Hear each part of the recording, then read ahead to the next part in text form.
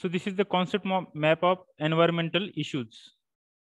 Okay, so here you can see there are actually different environmental issues are there. Some we have listed here, such as greenhouse effect, global warming, climate change, acid rain, ozone layer depletion and nuclear accidents.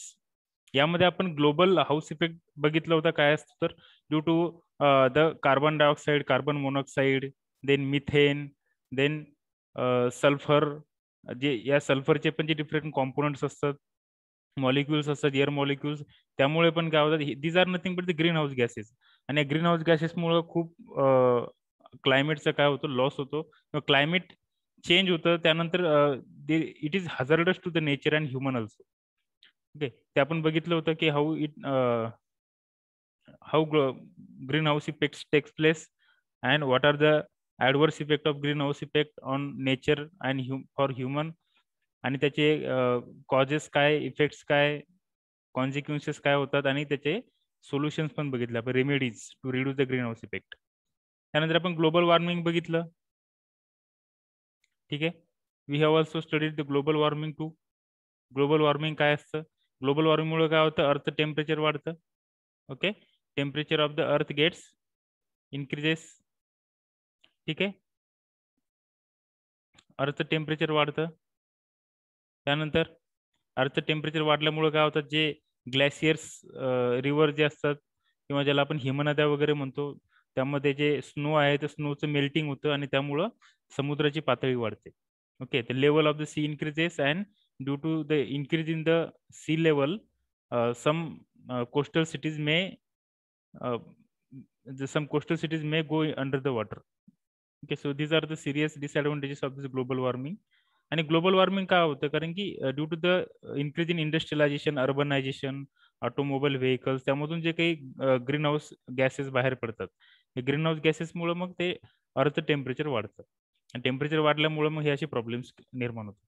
त्यानं climate change का होतं ते आपण बघितलं होतं, की due to the changes in the natural cycle of the environment, त्यामुळे काय होतात की क्लायमेट चेंज होतं. म्हणजे कधीही सपोज पाऊस पडतो, सपोज आता आपण बघत असेल की हिवाळ्यामध्ये पण पाऊस पडतो, और there are the natural disaster due to the excess rain in a particular region and very less rain in a particular region.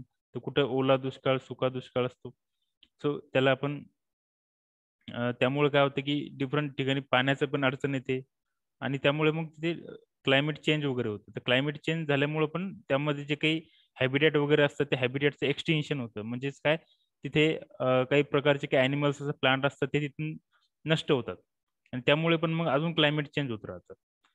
So this disparity in the change in the climate cause due to this increase in the pollution. Okay, then acid rain का होतं ते आपण बघितलं होतं, की जेव्हा acid rain means nothing but the rain with less pH. Okay, rain with less pH. Less पीएचचा rain, त्यालाच काय म्हणतात, ऍसिड रेन.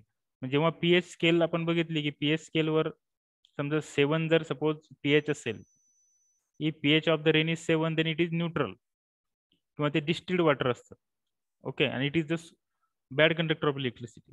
सो जसं आपण 7 पेक्षा पीएच स्केल जी आहे ती ऍसिडची काय असते, 7 पेक्षा कमी होत असते. ओके, तर मग यामध्ये काय होतं, 3 ते 4 क्वांटिटीनी काय होते, जो पीएच आहे त्या रेंजचा कमी होतो, म्हणजे ते ऍसिडिक असतं. Here in this side it is acidic in nature, आणि या साईडला बेसिक नेचरच असते, greater than 7. Okay, basic nature असते. So how acid rain takes place, की जे सल्फरचे जे काही कॉम्पोनंट्स असतात, सल्फर डायऑक्साईड, ओके, H2SO4, यामुळे काय होते की जे वॉटर कॉम्पोनंट सोबत जेव्हा ते मिक्स होतात, मिक्स झाल्यामुळं त्या जे वॉटर असते, जे क्लाउड्स मधून जे पडणारा जो रेन असतो, त्या रेनचा पीएच काय होतो, हा सल्फ्युरिक होतो. सल्फ्युरिक मध्ये ऍसिड त्यामध्ये ऍड होतं, आणि जे पडणारं पाणी असतं ते थोडंसं ऍसिडिक नेचरचं असतं, आणि त्याच पाण्याला आपण ऍसिड रेन म्हणतो. या ऍसिड रेनचे खूप डिसएडव्हान्टेजेस असतात, ज्यामुळे फर्टिलायझेशन वर प्रॉब्लेम येतो. त्यानंतर ॲक्वा लाईफ त्यामुळे डेंजरमध्ये येते, आणि शेतीची जी फर्टिलिटी आहे ती कमी होते, त्यामुळे पिकांचं पण नुकसान होतं आणि या पिकांमध्ये जो ऍसिड इंट्रोड्यूस झाल्यामुळं काय होते ते आपल्या बॉडीमध्ये आपण कन्झ्युम केल्यामुळे आपली हेल्थचा प्रॉब्लेम पण त्यामुळं येऊ शकतो. These are the serious disadvantage of this acid rain. तर ज्या एरियामध्ये केमिकल इंडस्ट्री जास्ती आहेत त्या ठिकाणी जनरली ऍसिड रेनचा प्रॉब्लेम असतो. जिथे समजा सल्फर आणि सल्फरचे जे काही कॉम्पोनंट असतात, ओके, ते जर सपोज जास्त प्रमाणामध्ये इमिट होत असेल तर त्या ठिकाणी ऍसिड रेन पडण्याचा धोका असतो. Then today we'll discuss ozone layer depletion and nuclear accident. Okay, greenhouse effects we have discussed, global warming discuss केला, climate change काय असं discuss केलं, acid rain also we have discussed. ठीक आहे. So today we'll discuss ozone layer depletion. Ozone layer depletion. Now see, this is the earth. आता हा ozone काय असतो? ओझोन इज नथिंग बट ओझोनचा फॉर्म्युला आहे O3. मीन्स 3 ऑक्सिजन मिळून जो मॉलिक्यूल तयार होतो, air molecule, that is called as the ozone. Okay, so it is the combination of 3 oxygen molecule. So O2 plus O is equal to O3 and this O3 is called as the ozone. ठीक आहे. So what is the function of this ozone? ही जी ozone layer असते ही generally जे अर्थ atmosphere असते त्या ऍटमॉस्फिअर मध्ये 15 to 13 किलोमीटर पर्यंत पसरलेली असते आणि त्या ओझोन मध्ये हा जो O3 जी बनलेली असते त्या ओझोनची जी एक फंक्शनॅलिटी अशी आहे की सन पासून येणारे जे काही हजार्डस युव्ही रेज असतात त्या युव्ही रेजला तो काय करतो, ऍब्झॉर्ब करतो आणि ऍब्झॉर्ब केल्यामुळे it prevents the UV rays reach to the earth surface. आणि this UV rays is very dangerous for the nature and human. त्या युव्ही रेजमुळे स्किन कॅन्सर्स होतात, डोळ्यांचे प्रॉब्लेम होतात and this is dangerous. Okay, so to avoid this UV rays reaching to the earth surface, ozone layer is generally functions to absorb that particular UV rays and protect the life on the earth. Okay, so this is very important to protect the life on the earth, ozone. आणि या ओझोनचं पण depletion होतं, ते का होतं त्याचे reasons आपण बघू. दिस इज द अर्थ. 10 किलोमीटर पर्यंत जे डिफरंट लेयर्स असतात अर्थवर, that is troposphere, then stratosphere, mesosphere, thermosphere and exosphere. These are the different atmospheric layers. Okay, different layers मध्ये डिफरंट मॉलिक्युलचं कॉन्सन्ट्रेशन असतं, तर ते त्याला डिफरंट नावं आहेत, नॉमिनिक्लेचर केलेलं आहे त्याचं, ट्रोपोस्फिअर, स्ट्रॅटोस्फिअर, मेझोस्फिअर, थर्मोस्फिअर अँड एक्झोस्फिअर. तर त्याची हाईट पण इथे दिलेली आहे 10 किलोमीटर व 0 to 10 किलोमीटर पर्यंत ट्रोपोस्फिअर, देन 10 to 14 किलोमीटर पर्यंत stratosphere, then 40 to 50 mesosphere, then 50 to 300 kilometre, then thermosphere. Okay, then 400 kilometre त्याच्यावरती असतो एक्झोस्फिअर, दॅट इज ऍक्च्युली तिथून स्पेस चालू होते. ठीक आहे. So troposphere. ट्रोपोस्फिअर काय? Troposphere is the lowest layer about 15 kilometre from the ground. It contains normal air composition of N2, O2 means nitrogen and oxygen. Water vapour पण असतात, CO2 पण त्यामध्ये असतो. Okay, so temperature decreases with altitude. जसं आपण वर जात राहतो तसं त्याचं म्हणजे जसं आपण हाईट वाढत जाते तसं टेम्परेचर काय होतं, डिक्रीज होते with altitude. Then stratosphere. Stratosphere काय? Above the troposphere. स्ट्रॅटोस्फिअर ट्रोपोस्फिअरच्या वरती असतो. Temperature increases with altitude. आता जसं आपण याच्या वरती जसं जातो आपण, तर टेम्परेचर हे वाढत जातं. त्यानंतर contains a lot of ozone. आता याच्यावरती ओझोन लेअर असते, found in the stratosphere between 10 to 15 kilometre above the ground. Ground सरफेसच्या 10 ते 50 किलोमीटरच्या आतमध्ये तो ओझोन लेअर असतो. Then protects us from the harmful effects of UV means ultraviolet rays of certain wavelength. तुम्हाला माहिती असेल अल्ट्राव्हायोलेट रेज, जशी इन्फ्रारेड असतो, इन्फ्रारेड नंतर चालू होतो रेड, आणि रेड नंतर रेड ते व्हायोलेटच्या मध्ये सगळे विजिबल स्पेक्ट्रम असतात, आणि व्हायोलेट नंतर मग असतो ultraviolet. Okay, so infrared and this ultraviolet both are the light signal but invisible light signal. आणि हा जो रेड टू व्हायोलेट जो असतो हा विजिबल स्पेक्ट्रम असतो. सो इन्फ्रारेड आणि विजिबल स्पेक्ट्रम पर्यंत ठीक आहे, but UV rays is dangerous. जशी जशी फ्रिक्वेन्सी वाढत जाते इलेक्ट्रोमॅग्नेटिक सिग्नलची, तशी त्याची जे हजार्डसनेस आहे ते वाढत जातं. So UV rays is hazardous for the human and nature also. Okay, UV rays मुळे जी काही लाईफ आहे अर्थवरली त्या लाईफ मध्ये that life becomes endangered. Okay, आणि यामुळे कॅन्सरचा वगैरे पण प्रॉब्लेम येतो आणि इरिटेशन होते, स्किन इरिटेशन होते किंवा आईजला पण त्याचं डॅमेज होऊ शकतो. सो हे UV रेज अर्थवर येण्यापासून प्रोटेक्ट करण्याचं काम कोण करतं? Ozone layer, O3. ओके, हा O3 काय करतो? UV रेजला ऍब्झॉर्ब करतो. ओके, मग हा O3 हा खूप इम्पॉर्टंट आहे UV रेजला ऍब्झॉर्ब करण्यासाठी. म्हणजे ओझोन असल्यामुळे UV रेज अर्थवर येऊ शकत नाही. पण जर या ओझोन लेअरचं डिप्लेशन जर होत असेल तर ऑब्विसली UV रेजला ऍब्झॉर्ब करायला ओझोन लेअर जर नसेल तर डायरेक्टली UV रेज हे अर्थवर येतील and that may cause very dangerous consequences to the human being.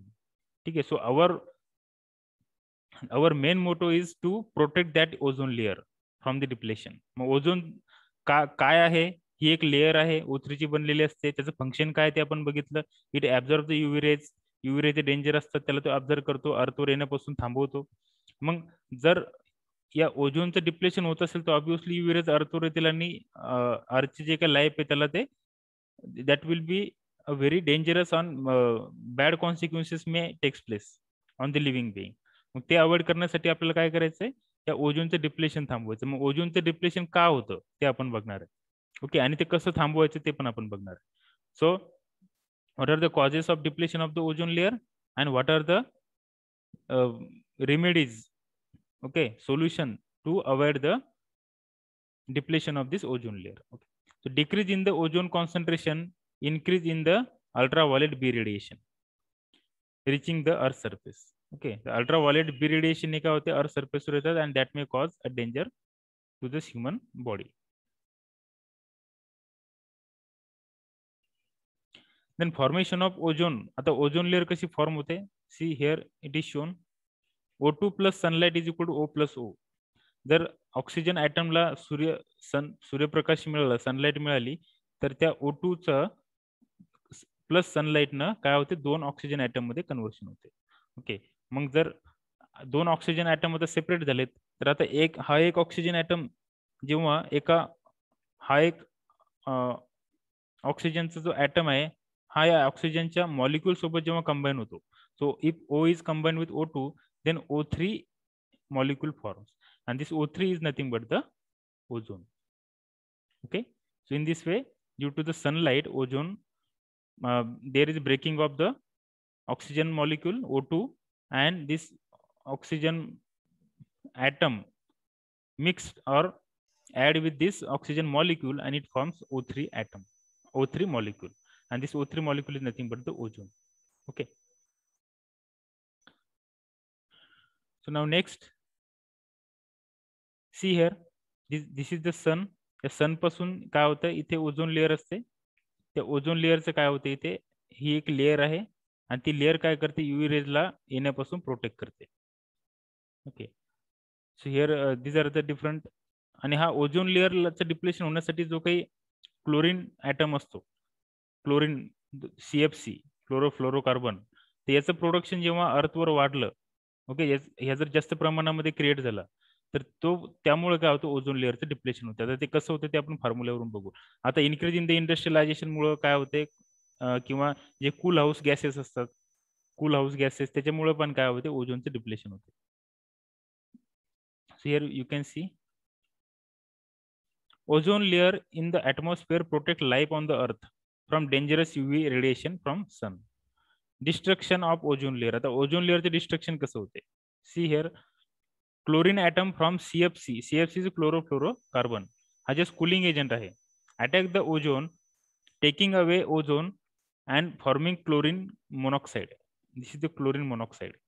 So O3 atom if combined with the O3 molecule means ozone molecule, if combined with the chlorine atom then the reaction takes place and we will get two products. One is OT oxygen and second one is chlorine monoxide. So here one chlorine and one oxygen atom is there. Okay, so O3 चं conversion कशामध्ये झालं? इथे oxygen मध्ये आणि chlorine monoxide मध्ये. So इथे O3 काय झाला? डिस्ट्रॉय झाला.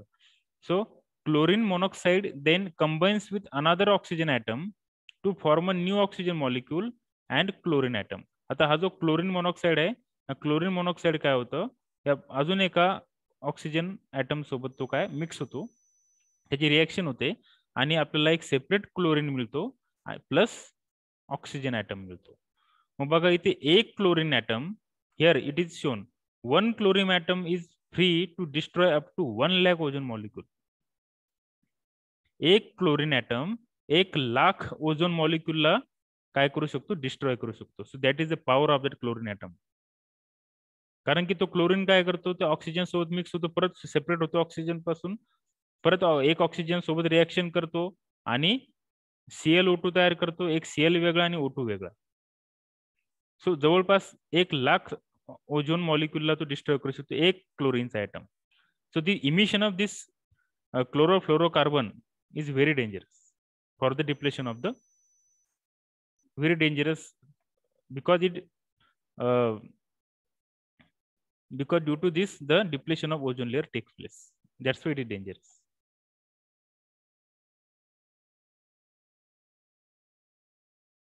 And impact of ozone layer depletion. Ozone layer depletion चे काय काय इम्पॅक्ट आहेत?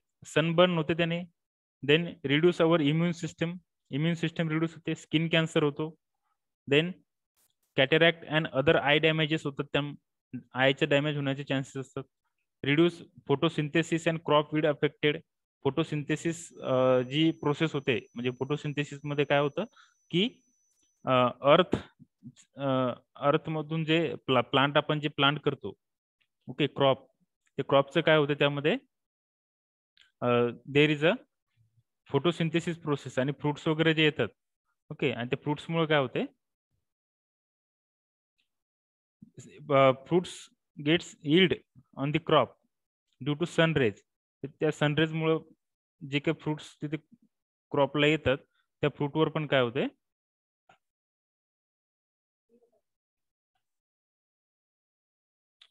सो फोटोसिंथेसिस इफेक्ट पण यामुळे काय होते, डिस्टर्ब होते.